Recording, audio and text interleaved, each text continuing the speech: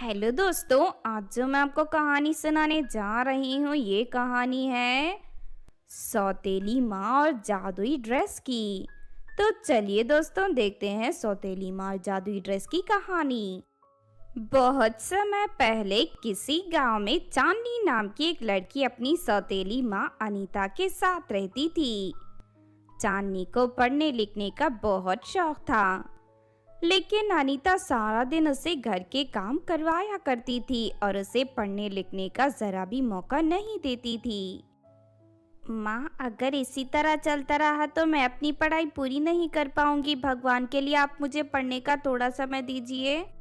देख चांदनी, अगर तूने दोबारा कभी पढ़ाई का नाम लिया तो मैं तेरी हड्डी पसली तोड़ दूंगी। और वैसे भी तू पढ़ लिख कर कौन सा तीर मारने वाली है। सीधे तरह घर के काम किया कर और तेरी भलाई इसी में है कि जितना जल्दी हो सके पढ़ाई का भूत अपने दिमाग से निकाल दे। चल, बाथरूम में बहुत सारे कपड़े रखे हैं, जल्दी से जाकर उन्हें धो दे। इतना कहकर अनीता वहां से चली जाती है। इस तरह बेचारी चांदनी चुपचाप अपनी सौतेली माँ के सारे अत्याचार बर्दाश्त कर रही थी। पर एक दिन चांदनी के गांव में एक दौड़ प्रतियोगिता का आयोजन किया जाता है। दूसरी लड़कियों की तरह चांदनी भी दौड़ कंपटीशन में हिस्सा लेती है और सभी लड़कियों को हराकर पहला इनाम जीत लेती है। इनाम के तौर पर चांदनी को पूरे 10,000 रुपए दिए जाते हैं। अरे वाह चांदनी, तुझे पूरे 10,000 रुपए का इनाम मिला है। अब तू इतने सारे पैसों का क्या करेगी? सबसे पहले तो मैं अपने लिए सुंदर सुंदर ड्रेस खरीदूंगी। तू जानती है, मेरी जालिम सौतेली माँ की वजह से पिछले कई सालों से मैं यही फटे पुराने कपड़े पहन रही हूँ। तभी अचानक वहाँ अनीता आ जाती है और चांदनी के हाथ से पैसे छीन लेती है। अरे माँ, ये तुम क्या कर रही हो? मुझे इन पैसों से अपने लिए नए कपड़े खरीदना है। अरे तेरा दिमाग खराब हो गया है क्या? नए कपड़े पहनकर तू क्या करेगी? तेरे जैसी बेवकूफ लड़की पर यही पुराने कपड़े अच्छे लगते हैं। अब इन पैसों से मैं अपने लिए ढेर सारी शॉपिंग करूंगी। नहीं नहीं माँ, ये तुम गलत कर रही हो। लाओ, मुझे मेरे पैसे वापस करो। आंटी, आप इस बेचारी पर इतना अत्याचार क्यों करती हो? ये इनाम जीतने के लिए चांदनी ने काफ़ी मेहनत की है। आप सारे पैसे चांदनी को वापस कर दीजिए। देख विशाखा, ज्यादा चपड़ चपड़ मत कर, वरना तेरी चोटी पकड़कर मैं तुझे 2 झापड़ लगाऊंगी। तेरी भलाई इसी में है कि चुपचाप यहाँ से निकल जा। इस तरह अनीता चांदनी की सहेली को डांटकर वहां से भगा देती है। फिर अगले दिन अनीता उन पैसों से अपने लिए ढेर सारी शॉपिंग कर लेती है। इस तरह दुष्ट अनीता चांदनी को कभी खुश होने का कोई मौका नहीं देती थी। पर कुछ दिनों बाद चांदनी की सहेली की शादी थी, लेकिन चांदनी के पास कोई नए कपड़े नहीं थे, इसीलिए वो दुखी थी। आज मेरी सहेली की शादी है, अगर मैं उसकी शादी में ये फटे पुराने कपड़े पहनकर गई तो सभी मेहमान मेरा मजाक उड़ाएंगे। हे भगवान, तूने मेरे ये कैसी नसीब लिखी है। छोटी छोटी खुशियों के लिए मैं तरस जाती हूँ। इस तरह चांदनी दुखी होकर रोने लगती है। तभी वहां से गुजर रही दिव्या परी चांदनी को रोते हुए देख लेती है। दिव्या परी लोगों की मदद करने वाली एक दयालु परी थी, इसीलिए चांदनी का दुख उसे देखा नहीं जाता और वो उसकी मदद के लिए उसके पास पहुंच जाती है। क्या हुआ बेटी, तुम इस तरह दुखी होकर क्यों रो रही हो? चांदनी दिव्या परी को अपनी और अपनी चंडाल सौतेली माँ के बारे में सब कुछ बता देती है। सच में तुम्हारी सौतेली माँ बहुत ही जालिम है, लेकिन तुम चिंता मत करो, मैं सब ठीक कर दूंगी। उसके बाद दिव्या परी चांदनी को एक जादुई फ्रॉक देकर वहां से चली जाती है। चांदनी जैसे ही उस जादुई फ्रॉक को पहनती है कि तभी वो परी की तरह खूबसूरत बन जाती है और साथ ही उसके सर पर एक सोने की चिड़िया प्रकट हो जाती है। सुनो चांदनी, आज से मैं हमेशा तुम्हारे साथ रहकर तुम्हारी मदद करूंगी। अब तुम्हें कभी कोई तकलीफ नहीं होगी। ये सुनकर चांदनी बहुत खुश होती है। उसके बाद चांदनी अपनी सहेली की शादी में चली जाती है। चांदनी की खूबसूरती देख वहां मौजूद सभी लोग उसकी तारीफ करने लगते हैं। लोगों के मुंह से अपनी तारीफ सुनकर चांदनी बहुत खुश होती है। फिर शादी खत्म होने के बाद चांदनी जैसे ही अपने घर लौटती है कि तभी अनीता उसे देखकर हैरान रह जाती है। अरे तेरे पास इतनी सुंदर फ्रॉक कहाँ से आ गई? चांदनी अनीता को परी के बारे में सब कुछ बता देती है। अच्छा तो ये जादुई फ्रॉक है, चल जल्दी से ये फ्रॉक मुझे दे दे, इससे पहनकर मैं बड़ी खूबसूरत लगूंगी। नहीं नहीं, मैं ये फ्रॉक आपको नहीं दूंगी। अरे देगी कैसे नहीं, मैं तेरी टांगे तोड़कर ये फ्रॉक ले लूंगी। तहजा दुष्ट औरत, अगर तूने चांदनी को कोई नुकसान पहुंचाए तो मैं तुझे कड़ी सजा दूंगी। अरे अचानक ये सोने की चिड़िया कहाँ से आ गई? तू पूरी तरह सोने से बनी है, इसे बेचकर मुझे ढेर सारे पैसे मिलेंगे और मैं अमीर बन जाऊंगी। इस तरह लालच में आकर अनीता सोने की चिड़िया को पकड़ने की कोशिश करने लगती है, लेकिन तभी सोने की चिड़िया अनीता के सर पर चोंच मारकर उसे घायल कर देती है। नहीं नहीं, मुझे माफ कर दे सोने की चिड़िया, मुझसे गलती हो गई, मुझे माफ कर दे। तू एक बुरी औरत है, तूने इस मासूम लड़की पर बहुत अत्याचार किया है, इसीलिए अब मैं तुझे नहीं छोड़ूंगी। उसके बाद सोने की चिड़िया अपने मुंह से आग उगलकर अनीता के सारे बाल जलाकर उससे बदसूरत बना देती है। अब मैं तुझे पहाड़ी की चोटी से फेंककर जान से मार दूंगी। ये सुनकर अनीता घबरा जाती है और चांदनी के सामने गिड़गिड़ाने लगती है। और मुझे बचा ले चांदनी, वरना ये चिड़िया मेरी जान ले लेगी। तुझसे वादा करती हूँ आज के बाद मैं तुझे कभी परेशान नहीं करूंगी। अनीता को रोते हुए देख चांदनी को उस पर तरस आ जाता है। सोने की चिड़िया, मेरी माँ ने अपनी गलती मान रही है, अब तो मैंने छोड़ दो। फिर चांदनी की बात मानकर चिड़िया अनीता को छोड़ देती है। उस दिन के बाद से अनीता पूरी तरह सुधर जाती है और चांदनी के साथ अच्छा व्यवहार करने लगती है। इस तरह सब कुछ ठीक हो जाता है और दोनों माँ बेटी हंसी खुशी रहने लगते हैं। तो आपने देखा दोस्तों सौतेली माँ और जादुई ड्रेस की कहानी। इस कहानी से हमें ये सीख मिलती है कि हमें कभी भी किसी की मजबूरी का फायदा उठाकर उस पर अत्याचार नहीं करना चाहिए, वरना एक ना एक दिन हमें इसका खामियाजा भुगतना ही पड़ता है। अगर ये कहानी आपको अच्छी लगी हो तो ज़रूर लाइक करें और हमारे चैनल सोना टीवी को सब्सक्राइब भी कर लें। और हाँ दोस्तों, हमें कमेंट करके ज़रूर बताना कि आपको कहानी कैसी लगी। सौम्या एक गरीब अनाथ लड़की थी। उसे पढ़ाई का बहुत शौक था, इसीलिए वो तारा नाम की अमीर लड़की के घर नौकरानी का काम करके अपनी पढ़ाई का खर्चा उठाती थी। सौम्या पढ़ने लिखने में बहुत होशियार थी। दूसरी तरफ तारा का बिल्कुल भी पढ़ाई में मन नहीं लगता था और उसे हमेशा कम नंबर मिलते थे। फिर एक दिन, ये देखिए आंटी जी, मैं फर्स्ट क्लास नंबरों से पास हो गई हूँ। तभी वहाँ तारा आ जाती है। देख सौम्या फर्स्ट क्लास नंबरों से पास हुई है, ला मुझे तेरी रिपोर्ट कार्ड भी दिखा। तारा रिपोर्ट कार्ड अपनी माँ को दे देती है। अरे नालायक, ये क्या, तू फिर से फेल हो गई? हे भगवान, तुझे हर तरीके की सुविधा देती हूँ मैं, फिर भी तू पढ़ाई नहीं करती। जरा इस सौम्या को देख, ये कितनी मेहनती है, लगता है तेरे पर निकल आए हैं। ठीक है, जब तक तू सौम्या की तरह अच्छे नंबरों से पास नहीं हो जाती तब तक मैं तुझे खर्च के लिए 1 रुपए भी नहीं दूंगी, चल जा यहाँ से। सौम्या के सामने अपनी बेइज्जती होते देख तारा को बहुत गुस्सा आता है और वो सौम्या को सबक सिखाने का मन बना लेती है। फिर कुछ दिनों बाद कॉलेज वाली सभी लड़कियों को पिकनिक पर ले जाती हैं। अरे वाह, ये जंगल कितना खूबसूरत है, सच में यहाँ आकर मजा आ गया। फिर सभी लड़कियाँ अपने साथ लाया हुआ खाना बैठकर खाने लगती हैं। दूसरी तरफ बेचारी सौम्या के पास खाने के लिए कुछ भी नहीं था, इसलिए वो उदास होकर जंगल में इधर उधर टहलने लगती है। चलते चलते सौम्या एक नदी किनारे पहुंच जाती है। तभी सौम्या को नदी में ढेर सारे रंग बिरंगी मछलियां दिखाई देती हैं। उन मछलियों को देख सौम्या को बहुत खुशी होती है और वो नदी के किनारे बैठकर उन मछलियों को निहारने लगती है। लेकिन तभी अचानक वहां तारा आ जाती है। तारा अपने हाथ में मौजूद हॉकी स्टिक से सौम्या को मारने लगती है। अरे तारा, अचानक तुम्हें क्या हो गया? तुम क्यों मार रही हो मुझे? तेरी वजह से हमेशा मेरी माँ मेरी बेइज्जती करती है, और इतना ही नहीं, उसने मुझे पैसे भी देने बंद कर दिए। अब मैं तुझे जान से मारकर अपनी बेइज्जती का बदला लूंगी। नहीं नहीं तारा, ये गलत बात है, तुम ऐसा मत करो। देखो, मैं तुम्हारे हाथ जोड़ती हूँ, मुझे यहाँ से जाने दो। लेकिन तारा सौम्या की एक नहीं सुनती और उसे खूब मारती है। उसके बाद तारा सौम्या को नदी के तेज बहाव में धकेल देती है।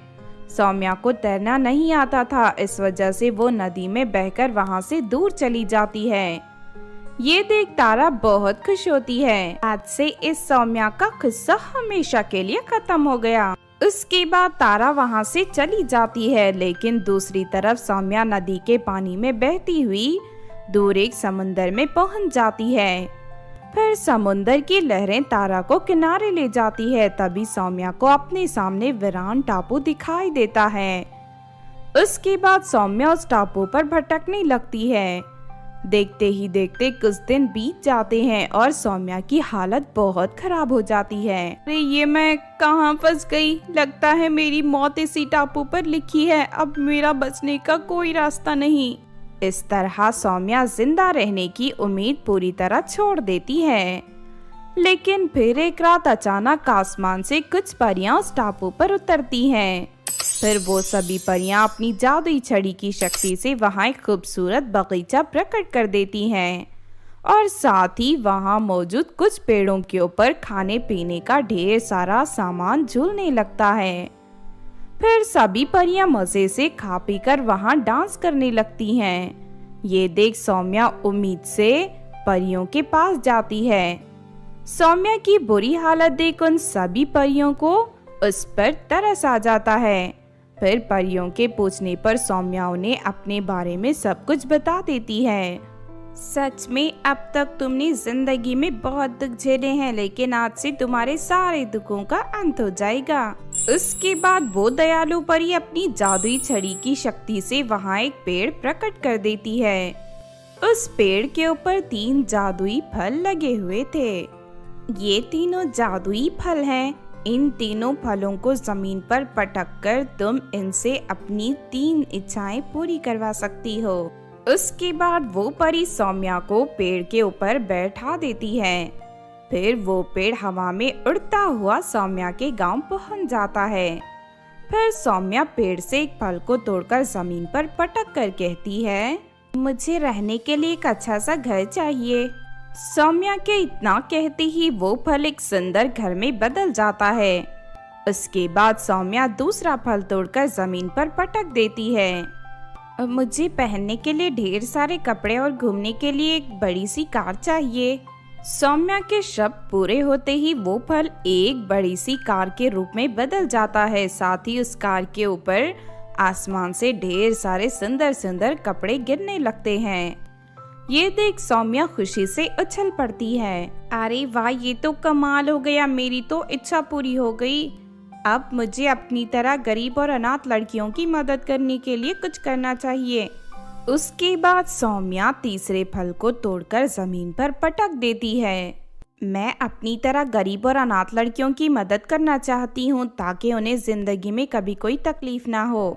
सौम्या के इतना कहते ही तीसरा फल एक बड़ी थैली में बदल जाता है। उस थैली के अंदर ढेर सारे सोने के सिक्के भरे थे। फिर अगले दिन से सौम्या अपनी तरह और अनाथ लड़कियों में सोने के सिक्के बांटकर उनकी मदद करने लगती है। इस तरह सब कुछ ठीक हो जाता है और सौम्या एक खुशहाल जिंदगी जीने लगती है। तो आपने देखा दोस्तों, एक फल 3 पेड़ की कहानी। इस कहानी से हमें ये सीख मिलती है कि हमें कभी भी दूसरों की काबिलियत से नहीं जलना चाहिए, बल्कि आगे बढ़ने के लिए खुद मेहनत करनी चाहिए। अगर ये कहानी आपको अच्छी लगी हो तो ज़रूर लाइक करें और हमारे चैनल को सब्सक्राइब भी कर लें। और हाँ दोस्तों, हमें कमेंट करके ज़रूर बताना कि आपको कहानी कैसी लगी। एक बार की बात है, किसी गांव में रोशनी नाम की एक लड़की अपनी सौतेली माँ कामिनी के साथ रहती थी। रोशनी शहर के एक बड़ी कंपनी में नौकरी करती थी। उसे अपनी कमाई हुए पैसों पर बहुत ही अधिक घमंड था। दूसरी तरफ रोशनी की सौतेली माँ कामिनी बहुत ही अच्छी औरत थी। वो हमेशा रोशनी से बहुत प्यार करती थी और हमेशा उसका ख्याल रखती थी। लेकिन उसके उलट रोशनी कामिनी से बहुत नफरत करती थी और छोटी छोटी बातों पर उसे नीचा दिखाया करती थी। फिर एक दिन तभी वहाँ कामिनी आ जाती है और कहती है, बेटी रोशनी, मुझे अपने लिए कुछ जरूरी सामान लेना था, इसीलिए मैंने तुम्हारे पर्स से 2000 रुपए लिए थे। उस समय तुम सो रही थी, इसीलिए मैंने तुम्हें जगाना ठीक नहीं समझा। अरे तुम्हारा दिमाग खराब हो गया है क्या बुढ़िया? अगर आज के बाद तुमने मेरी इजाजत के बगैर मेरे पैसों को हाथ लगाया तो मैं तेरे हाथ तोड़ दूंगी। बेटी, मैं तो तेरी माँ हूँ, तू मुझसे इस तरह की बातें क्यों करती है? तू मेरी माँ नहीं, सौतेली माँ है। मैं तुझे अपनी माँ का दर्जा कभी नहीं देने वाली, समझ गई ना? अब चली जा यहाँ से। रोशनी कामिनी को धक्का देकर घर से बाहर चली जाती है। बेचारी कामिनी हमेशा रोशनी के ताने चुपचाप बर्दाश्त कर लेती थी। इस तरह कुछ दिन बीत जाते हैं। फिर एक दिन रोशनी का प्रमोशन हो जाता है और उसे तनख्वाह दुगनी हो जाती है। इस बात से रोशनी बहुत खुश होती है और अपने लिए गांव की नदी के किनारे एक सुंदर सा घर बनाने का फैसला करती है। फिर कुछ ही दिनों में रोशनी का घर बनकर तैयार हो जाता है और रोशनी कामिनी को छोड़कर अपने नए घर में रहने की तैयारी कर लेती है। इस बात से कामिनी को बहुत दुख होता है। बेटी, अगर तू मुझे छोड़कर चली जाएगी तो मैं किसके सहारे जीऊंगी? तेरे अलावा मेरा इस दुनिया में कोई नहीं है। मुझे तेरे जीने मरने से कोई फर्क नहीं पड़ता। रोज रोज तेरा मनहूस चेहरा देखकर मेरा खून खौल उठा है, इसीलिए मैंने अपने लिए नया घर बनवाया है। आज से मैं वही रहूंगी। उसके बाद रोशनी अपना सारा सामान उठाकर अपने नए घर में चली जाती है। उस दिन रोशनी नए घर में बहुत बड़ी पार्टी देती है और अपनी सभी सहेलियों को वहां बुला लेती है। अरे रोशनी, तूने तो घर बहुत सुंदर बनाया है, लेकिन मुझे तेरी एक बात बिल्कुल पसंद नहीं आई। तू अपनी माँ से अलग क्यों हो गई? उस बेचारी का बुढ़ापे में तेरे अलावा कोई और सहारा नहीं है। ये बात सुनकर रोशनी तलमला जाती है। देख नताशा, तू अपने काम से काम रख, मेरी निजी जिंदगी में दखल देने का कोई जरूरत नहीं है। वो डायन मेरी सौतेली माँ है, इसीलिए मैं उसे बहुत नफरत करती हूँ। रोशनी के मुंह से कामिनी के बारे में इस तरह की कड़वी बातें सुनकर वहां मौजूद सभी लड़कियों को बहुत बुरा लगता है और वो सभी नाराज होकर वहां से चली जाती है। लेकिन इस बात से रोशनी को कोई फर्क नहीं पड़ता। वो अपने नए घर में मजे से रहने लगती है। लेकिन एक रात अचानक नदी में बाढ़ आ जाती है। रोशनी का घर बिल्कुल नदी के किनारे था। इस वजह से रोशनी के घर में बाढ़ का पानी घुसने लगता है। ये देख रोशनी घबरा जाती है। अरे नहीं, ये सब क्या हो रहा है? बाढ़ का सारा पानी मेरे घर के अंदर आ रहा है। अगर ये बाढ़ का पानी कम नहीं हुआ तो मेरा घर पानी में बह जाएगा। हे भगवान, नदी के किनारे घर बनाकर मैंने बहुत बड़ी गलती कर दी। फिर थोड़ी ही देर में बाढ़ का सारा पानी रोशनी के घर को तहस नहस कर देता है। तभी रोशनी पानी में तैर रही लकड़ी के दरवाजे के ऊपर बैठ जाती है। इस बाढ़ ने मुझे पूरी तरह बर्बाद कर दिया। मेरे घर में रखे सारे पैसे और गहने पानी में बह गए हैं। अब मैं क्या करूंगी? लेकिन तभी अचानक एक तेज लहर आती है और रोशनी लकड़ी के दरवाजे से नीचे गिर जाती है।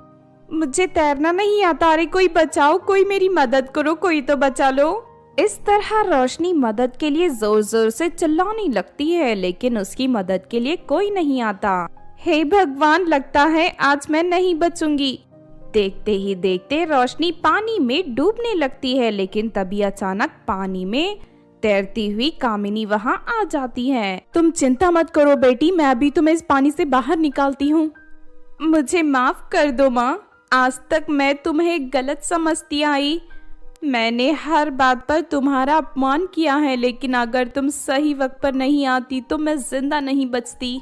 बेटी, मैं तेरी माँ हूँ। मैंने हमेशा तुझे अपनी बेटी समझा है, इसीलिए तुझे मुझसे माफ़ी मांगने की ज़रूरत नहीं है। मैं इसी तरह पूरी ज़िंदगी तुझे प्यार करती रहूँगी।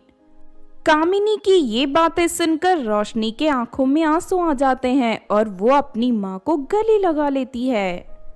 फिर दोनों माँ बेटी साथ में मिलकर हंसी खुशी रहने लगते हैं। तो आपने देखा दोस्तों सौतेली माँ के प्यार की कहानी। इस कहानी से हमें ये सीख मिलती है कि हमें कभी भी अपनों के साथ बुरा बर्ताव करना नहीं चाहिए, क्योंकि मुसीबत के वक्त हमारे अपने ही हमारे काम आते हैं। अगर ये कहानी आपको अच्छी लगी हो तो ज़रूर लाइक करें और हमारे चैनल फेरी टीवी को सब्सक्राइब भी कर लें।